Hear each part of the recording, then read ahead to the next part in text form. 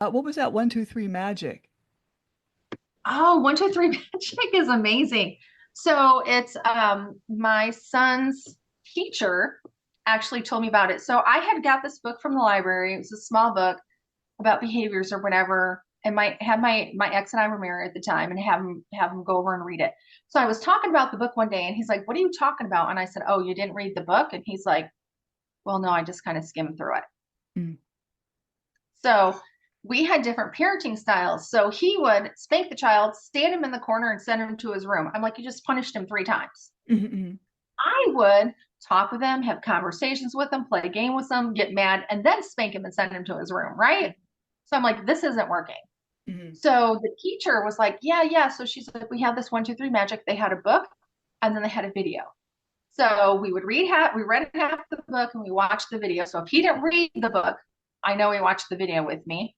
And then we did the other thing. So we were in the doctor's office one time and I was talking about that. And the doctor says, well, how does that work? And I said, oh my gosh, it's amazing. So my oldest has ADHD. I went from spanking him like every day to hardly ever spanking him at all. mm, By the time I had my second child, I think maybe he was spanked twice. By the time I had my daughter, she was like never spanked. The mm, stuff is mm. like amazing, right?